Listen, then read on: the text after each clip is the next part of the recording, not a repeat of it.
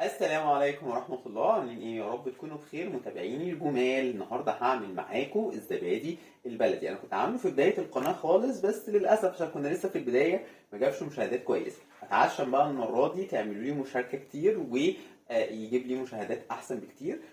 طبعا هيبقى بفضل دعمكم، أتمنى ذلك. يعني يا جماعة بالله عليكم محتاج مشاركات، محتاج دعم منكم أكتر. انا بنبسط جدا طبعا بتعليقاتكم، بنبسط بان انتوا فرحانين او مبسوطين بالحاجه اللي بتجربوها وبتعجبكم. بس نفسي يبقى عندنا الثقافه ان احنا نعمل مشاركه، نعمل دعم اكتر للقنوات اللي بتفيد الناس على الاقل يعني. تمام. النهارده بقى هعمل معاكم الزبادي البلدي. طبعا احنا متعودين في القناه بنعمل كل حاجه في البيت. هنعمل بقى الزبادي البلدي. كنت عامله قبل كده بالفواكه، انا النهارده هعمله ساده. عندي مناسبه بصراحه بكره وعيد ميلاد والدتي، فطبعا هعمل حلويات. ف محتاج زبادي اروح اشتري؟ لا. ليه؟ بيغشوه بصراحه. يعني كذا مره اجيب زبادي سريع كده، قلت بدل يعني ببقى محتاج علبه، محتاج علبتين، فمش هعمل، انا ما باكلش الزبادي كتير يعني. فبشتريه من بره خلاص بلاقيه نص ميه للاسف. فقلت طيب ايه اللي يمنعني برضو ان انا اعمله؟ كان اللبن اللي بشتريه من المحلات كان بيبقى وحش جدا. مره عملت منه زبادي ما مسكش. تمام. بسبب ان هو كان اللبن ما يغشوش للاسف، يعني بيبيعوه غالي وغشينه. تمام. فانا رحت جبت بصراحه بقى اللبن منين؟ من وزاره الزراعه، شكروا لي فيه جدا. وبصراحه دسمه عالي جدا فعلا. انا صبيته من غير القشطه، عمل لي قشطه جديده في 5 دقايق تقريبا يعني. ونفس السعر بتاع المحلات. فاللي هو لا، يبقى انا اروح اجيب حاجه مضمونه احسن، عشان اضمن النظافه واضمن الجوده العاليه زي ما احنا متعودين في القناه. طبعا التوفير. يلا بقى عشان ما اطولش عليكم اكتر من كده، نبدا العمايل بتاعتنا واكلمكم برضو واحنا شغالين. بصوا بقى يا جماعه، احنا كنا قايلين طبعا بسبب ان اللبن ممكن يبقى مغشوش او عليه شويه ميه، ان احنا بنحطه يتغلي ونسيبه بتاع 5 دقايق كده. بعد الغليان نفضل نقلب شويه او نحط فيه ازازه اللي بتمنع ان هو يفور ده، علشان لو في ميه تتبخر. انا عشان خلاص اللبن بالنسبه لي انا خلاص ضامن ان هو نظيف يعني، فغليته وسبته يهدى شويه وهبدا اشتغل معاكم على طول. هنعمل ايه؟ هحط هنا ده تقريبا نص كيلو لبن. حلو، نص كيلو لبن. احط عليه يعني تلتين علبة الزبادي. تمام. واقلبها كويس قوي الزبادي مع اللبن علشان تدوب. طبعا دي اللي بنسميها الخميرة. تمام، خميرة الايه؟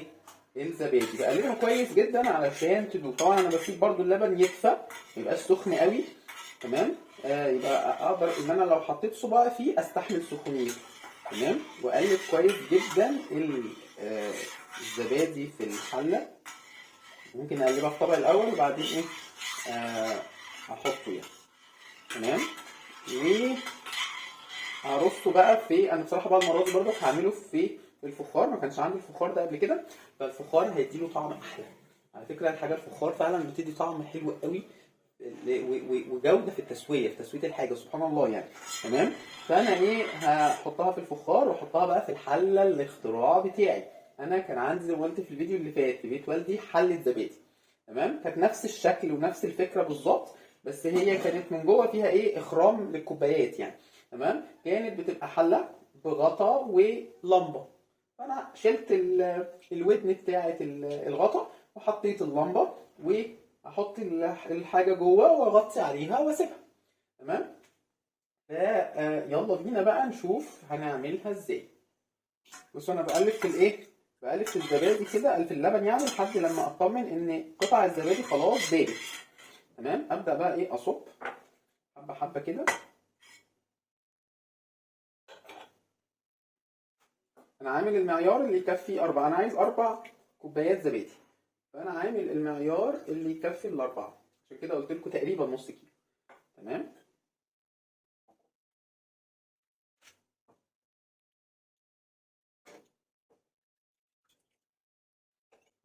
الزبادي دي نوزعها.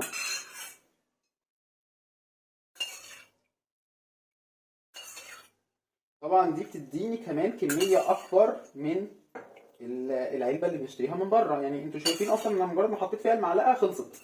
يعني هي تقريبا معلقتين من دول الكوبايه اللي بنشتريها من بره.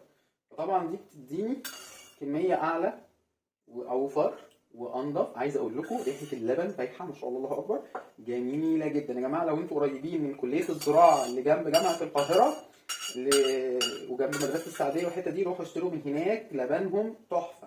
كفايه ريحته اصلا، يعني انا عايز اقول لكم ريحته فظيعه. تمام. وهبدا ارصهم في الحل.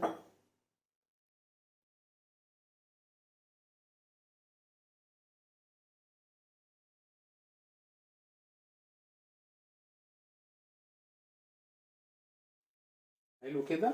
وهغطيها بالحله. هسيبها قد ايه؟ انا في الفيديو اللي فات لما سبتها 4 ساعات اتلسعت شويه من اللمبه، فاحنا المره دي هنسيبها 2.5 ساعات كده ونفتح عليها. طب اللمبه دي ليها فولت معين؟ انا كان عندي لمبه تانية دي 9 واط، ما لا مش هتعمل حاجه.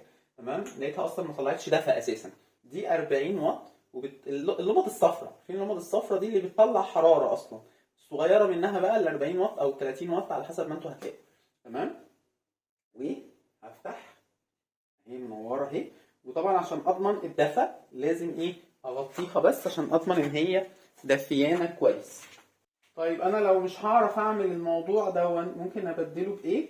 ممكن ابدله بالميه، ميه دافيه، ميه سخنه داخله في الغليان كده، واحطها في الحله من جوه واحط فيها الزبادي بتاعي واحطها في الفرن. بس المره دي بقى هسيبها مثلا ايه 5 6 ساعات كده. الفكره في الزبادي ان هو يقعد في مكان دافي فتره لغايه لما ايه يخمر. تمام كده فيمسك. حلو. فاحنا هنسيبها 2.5 ساعات علشان زي ما قلت لكم كده ما تلسعش الزبادي تاني، وبعدين هو في الفخار فممكن يبقى يسخن اسرع. تمام. وهنرجع نشوفه مع بعض. وكده خلاص فات 3 ساعات. انا فتحت اللي على 2.5 ساعات كده لقيتها ايه هي استوت، بس كنت سبتها نص ساعة احتياطي يعني. نشوف بقى مع بعض. بسم الله الرحمن الرحيم. بصوا بقى حاجة كده ايه منتهى الجمال. طبعا هو ايه بيبقى فيه مية كده في الأول. ماشي. المفروض ان انا هسيبه يهدى وبعدين هحطه في التلاجة لمدة ساعة أو ساعتين كده، وبعدين ايه هبقى اوريلكوا بقى الشكل النهائي بتاعه. وده بقى بعد ما خلصنا. بصوا يا جماعة، بصوا الحلاوة والجمال والقوام الممشوق. جميلة جدا، جربوها هتعجبكم. بصوا برضو واحدة كمان اهي. بصوا تحفة جميلة.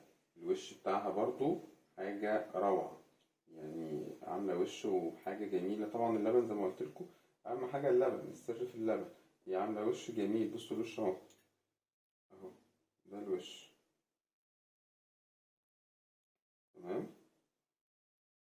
جربوه اهو ده الوش. ما شاء الله الله أكبر، حاجة كده فوق الجمال بجمال.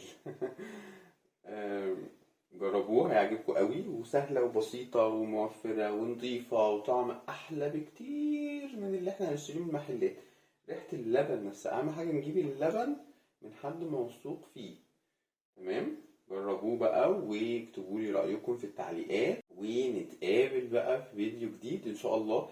أنا الفيديو اللي جاي هنكون فاتحين لايف علشان نحضر الحلويات ونحط بقى في الحلويات الزبادي.